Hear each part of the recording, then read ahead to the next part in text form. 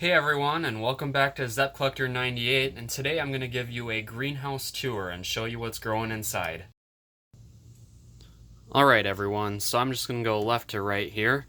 This is my ice cream bean seedling. There's actually a few growing in the back here, but this one's the best so far. These were taken from a fruit tree in San Diego when I had visited there a few years ago. The fruit was delicious, so I wanted to grow some seedlings. See if we could eventually get that to fruit one day. It'll take a while, but it's real hardy growing. This is what the other one looks like in the back here. This guy, I thought he wasn't going to make it, but turns out he did. I'm not sure what variety of ice cream bean it is, but the pods are pretty short and a little bit chubbier. Right here, this is a Mexican breadfruit. There's another one right here in the back. I think they could be transplanted again. I just actually transplanted all of these guys. They have fresh soil on top, but these things grow pretty fast, and they're pretty water hungry too. I think they really like the new environment that's in the greenhouse here. They were in the winter all year long, so they're flourishing. In fact, everything is. Right here, this is my mammillaria. It's got the 5 prominent cacti growing in each region there, and in fact, you can see one of the fruits right there, that little red berry. Probably a month or two ago, I actually picked quite a few off, and if you leave a few on there, they actually just stay pretty good. They don't shrivel up or dry out. This is a Loquat seedling, and so is that shriveled up one, or it was at least. These were also taken from San Diego when I had bought some fruits there, and I've never really had good luck growing loquats at all. They always get that brown, shriveled up, curly kind of leaf. So, we'll see, but tip looks pretty dead to me, so I don't know if it's going to take off anymore. This is my vanilla bean orchid.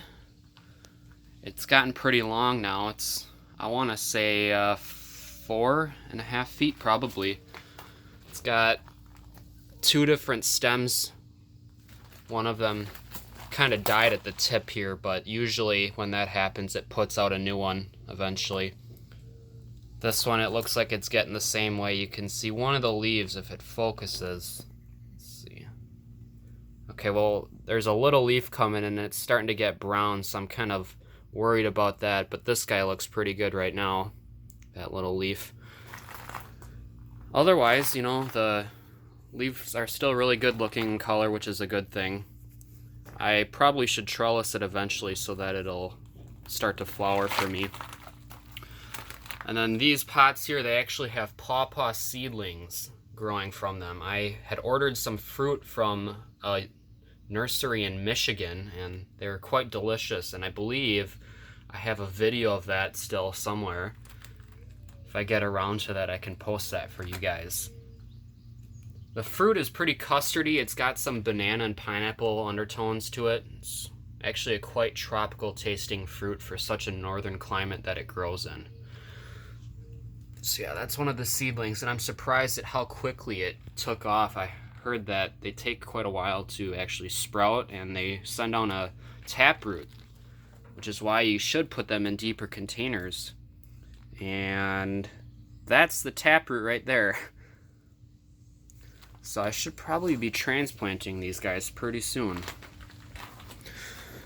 These are some dragon fruit cuttings that I have, just taken off my main plants, and not sure what kind of cactus this is. It might be a prickly pear. Could be that, I'm not exactly sure. This is another type of cactus, some sort of orchid or cereus, that's the name. There were 2. This guy shriveled up already, but this one's open for you guys, and it's pretty cool.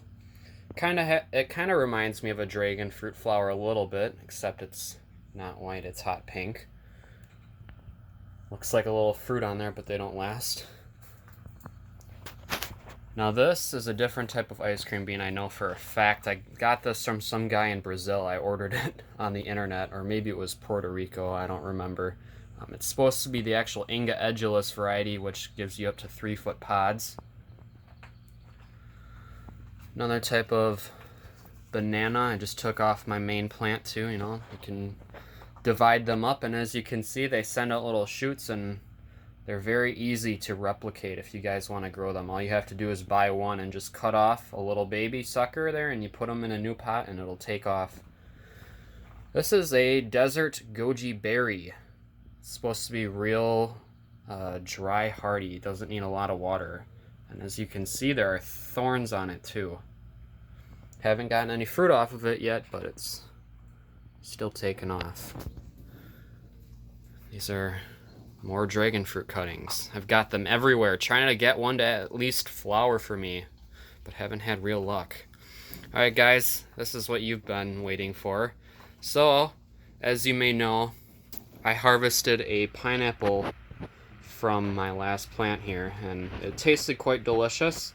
And in fact, I think when that one was fruiting, the other one that I was growing started to develop a flower in the center also. So I think that might have induced it to flower, just the ethylene gas that's released from it. This is actually from the grocery store pineapple. This is not a dwarf one. Might shock you that the fruit's a little bit smaller, but it's probably because it's in a really small container. If I were to put it in a larger gallon-sized container, it probably would have grown a little bit larger, but the fragrance that this fruit is emitting right now is just crazy. It smells amazing. It brings me back to Hawaii, actually. So yeah, that's what it looks like. If I were to put my hand next to it, it's probably the size of my palm. And I'm going to be harvesting that actually today and try it for myself. I'm expecting it to taste a little bit sweeter and juicier than the last one because it actually ripened outside in the greenhouse as opposed to under a growing light. This is a fig tree right here, a Chicago hardy fig. It's got some fruits growing on it right now. Don't know how long those take to actually develop fully, but I'm excited for those. This is another ice cream bean that I had purchased from a nursery online. It's an Inga edulis, supposedly. Looks very, very healthy. It'd be amazing if I could get new flowers this year. This is my guava, strawberry guava. And I basically hacked it back quite a bit, and now it's putting out a lot of new growth, and there are flower buds just everywhere. Crazy. In fact, they're flowering right now. It's just starting to. And I pollinate all of these by hand because there's not a whole lot of bees or any other insects that get inside this greenhouse, and doesn't get a whole lot of airflow either, but from my understanding, it's self-pollinating. All you got to do is give it a little help, but it doesn't need another guava variety next to it, because I've gotten fruit from it before. This is the banana I was talking to you about. Now it's interesting because sometimes they get those purple stripes on it. I don't remember if you guys saw this or not, but so you see these little different color variations. But then you see this guy right here, and it's completely green. So it's kind of weird, you know. I think it might depend on how much light or water it gets, or nutrients. Another ice cream bean. This is an Inga spectabilis. I bought these from a seed, and I grew that. It's pretty, just, you know, tall and skinny. I don't think it's going to do much, but I'm still going to keep it nonetheless. This is a Madagascar Palm. Started to die on me because I think it wanted a bigger container, but I finally transplanted it, and you can see that there's new growth coming in at the top here. Let's focus on that, yes. So there were some leaves that were trying to come out at one time, and they'd all just die and shrivel up. And I was worried that the plant was going to die in itself, but looks like it's being revived. Papaya, they're both kind of a universal term depending on who you ask, but grew this again from seed. I'm not sure if it was a Meridol or a solo papaya from Hawaii, but either way, they're pretty easy. You know, I hacked it off at the top because it was starting to get too skinny and top heavy, so as you can see, it really doesn't matter. They're pretty hardy and resistant to anything. All the abuse you give them, they'll grow back. We'll see how that takes off. This is the big behemoth dragon fruit.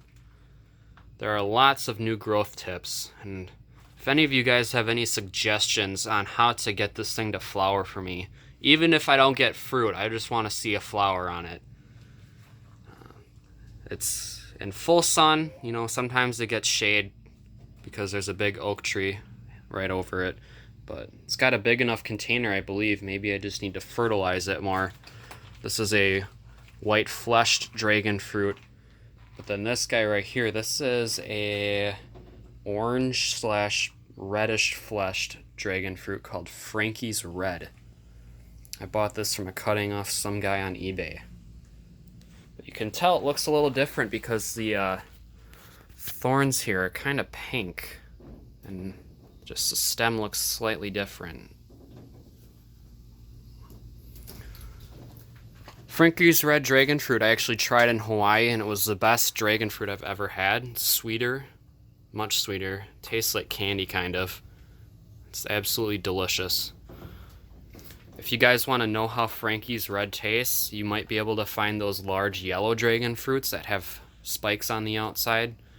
They're pretty roundish shaped, and if you get one, those are pretty similar, and the seed crunch is also about the same. These are two different varieties of passion fruit, or this one's a maypop actually, but they're somewhat related. I've gotten flowers off of this guy, but I've never gotten it able to fruit. I'm not sure if they're self-pollinating or I need another variety. Anyways, speaking of pollination, this passion fruit right here, this Possum Purple, just recently got 2 flowers on it, and I pollinated them by hand because I wanted to make sure I would get fruit off of them. And as you can tell, this one took, because there's a little ball sticking out of it. That's the beginning of the fruit. Let's see if I can get a better angle. Right there. Fruit's starting to enlarge on that, and I believe this one's going to get the same thing because by now the fruit or the flower would have shriveled up and probably fallen off. I've got a few more coming along on the way here. See if they take off. Sometimes the plant gets pretty stressed, and then those smaller ones, they turn yellow and then they fall off.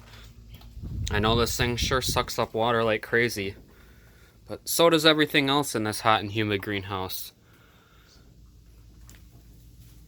Alright, I'm going to bring you guys over to the Pawpaw Trees real quick and give you a small interview with those. Alright everyone, bear with me, pardon the wind and the air conditioning unit running outside, but this is one of the pawpaw trees that I have that I started from seedling.